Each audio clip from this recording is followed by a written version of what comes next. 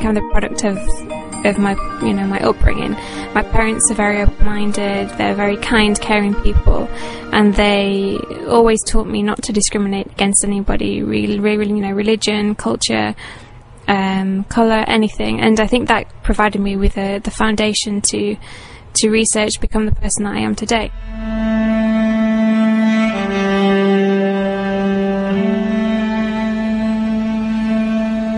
When people see me now as I am wearing hijab, and obviously, you know, the people that knew me before, I think a lot of people's first impression is that oh, look at Mel, she married a Muslim guy, and, you know, kind of look at her now, it's a shame, look what she has to be like, you know, now she's oppressed, kind of thing. And a lot of people associate me looking the way that I do with maybe because my husband wants me to, or maybe it's something that I've been told that I have to do, and it's completely against, you know, the religion and the reason that I'm doing it.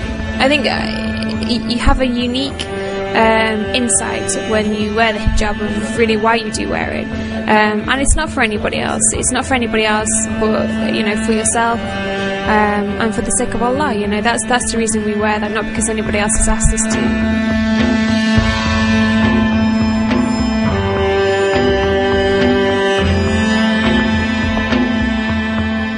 It was funny, I went to have my hair cut the other day actually, and obviously I went into the salon with my hijab on, and then, you know, took it off, and I sat down and I was having my hair cut by the lady, and she said, oh, so you're married then? I said, yeah. She said, presumably you're married to a local. I was like, no.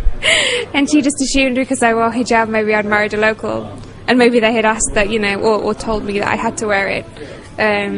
It's just another example, I guess, of people's prejudice towards it. You know, people often assume you've been forced to wear it rather than it's because of your own choice. But I took it upon myself, you know, and I think we should to explain, no, you know, that's not the reason why I wear it, this is the reason why I cover up. And, you know, I don't think people should be dismissive. People want to learn, and that's how I started off. And if people had been dismissive of me, then, you know, I wouldn't be where I am today. So I think as Muslims, you know, we need to take it upon ourselves to take time to explain things to people.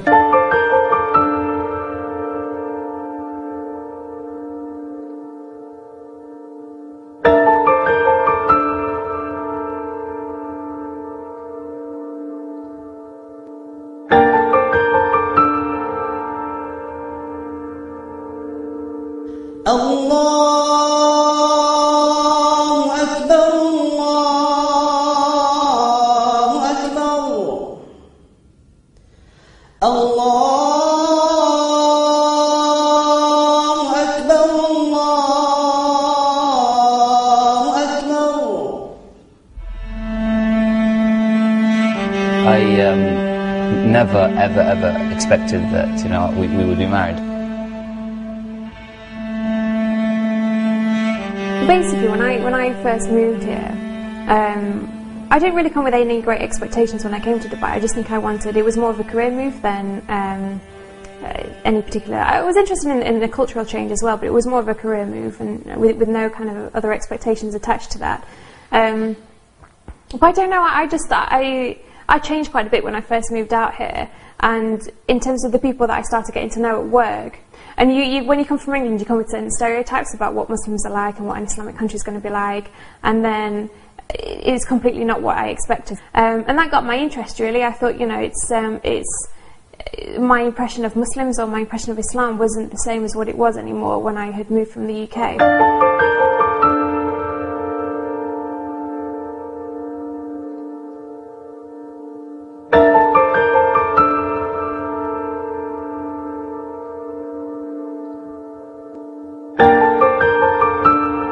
Unfortunately, people think that Islam is linked to oppression with women. Okay, so it's something that, you know, you see the way maybe that women dress, or you see the way that some people treat their wives, or you hear stories and you just think, okay, Islam, oppression with women, you know, it's an unfair religion, it's, you know, all about the hierarchy of men. And meeting Mahmoud, it's just completely the reverse. The history of Islam as well, women have always been very prominent figures in Islam, very well educated people, business leaders, you know. Khadija was, you know, a business lady herself, but again, in the UK, completely not the story that you're you know, told about Islam and about Muslims.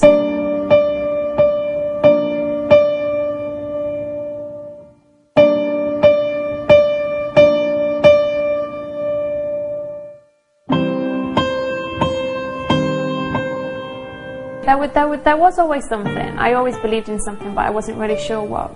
And other religions that I had come across didn't really answer any questions, and to a certain extent I thought their answers to certain questions, I didn't really sort of, you know, buy it.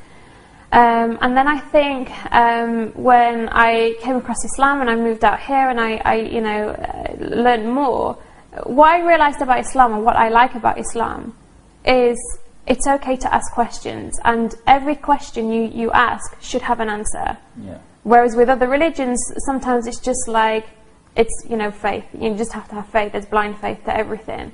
And to me, that's okay, but it's not good enough. And this is why we always say, you know, I do still have questions, and I will still find the answers to them. But everything's so perfect, everything's so well put together that's what kind of convinced me. You know, if there's any mistake in any religion, it can't be divine. The only thing that can be divine is something that is perfect, and because none of us are perfect and we all make mistakes, we have a confidence and a belief in our heart that, and that's where belief comes in, or iman comes in, that there's an answer for everything, and it's in that one book.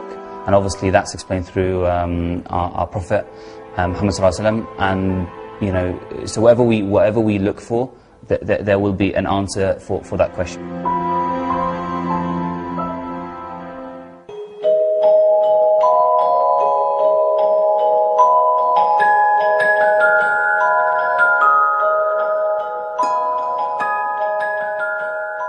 My friend Faris and I, we went to university together, and you know, we used to get together and, you know, try and keep our iman strong and learn and, you know, encourage each other in that way. And when we came out here, we both realised it's actually quite difficult to find those kinds of things. So obviously, again, we've started to do that. We get together whenever we can. Faris is still living in the UK at the moment, so whenever he's over here, we kind of get together and we'll try and recite some Quran and du'as, and really hopefully help our iman grow and sustain that. لو أنزلنا هذا القرآن على جبل لرأيته خاشعا متصدعا من خشية الله وتلك الأمثال نضربها للناس لعلهم يتفكرون هو الله الذي لا إله إلا هو عالم الغيب والشهادة هو الرحمن الرحيم هو الله الذي لا إله إلا هو الملك القدوس السلام المؤمن المهيمن العزيز الجبار المتكبر سبحان الله عما يشركون هو الله الخالق البارئ المصور له الأسماء الحسنى يسبح له ما في السماوات والأرض وهو العزيز الحكيم. It's a good way of maintaining your iman. And what was one of the good advantages when we were in university was we got to do this on quite a regular basis, and we had a lot of free time to do it. But when you start working, you don't quite have that same time. So that's one of the reasons we do it. Yeah. Nowadays, we've made a rather dangerous separation between our daily lives and activities and what we do for religion, and we've created this artificial barrier. So doing these halaqat is a nice way of integrating these practices into our lives again, which is quite important.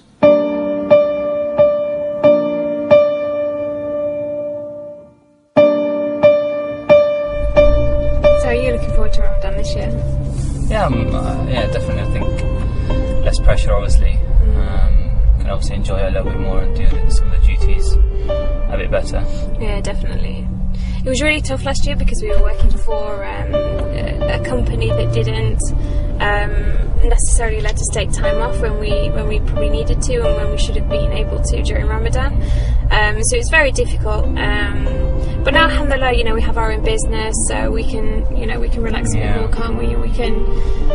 We can take time off and do the right kind of things, make sure we're reading and make sure we're going to the mosque where we need to.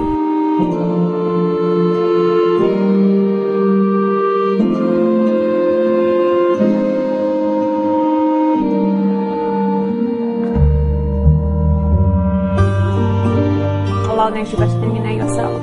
So sometimes certain things happen and you think, should we really get married, or is it really going to work out between us? But then everything happens in the right direction. You just think, you know what, it's out of our hands. It's meant to be for us to be together. And alhamdulillah, everything's, you know, been perfect, I would say.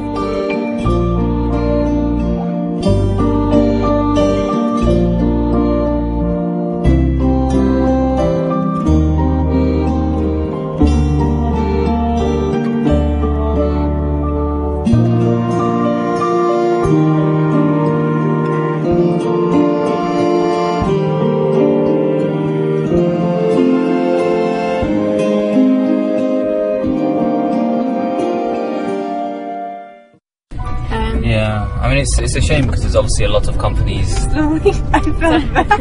Oh, sorry. My role as chief advisor to the framing. But you know, I will get the last. I'll get the last say on which frame we go for. Well, you did do it, so I think you get the right for that.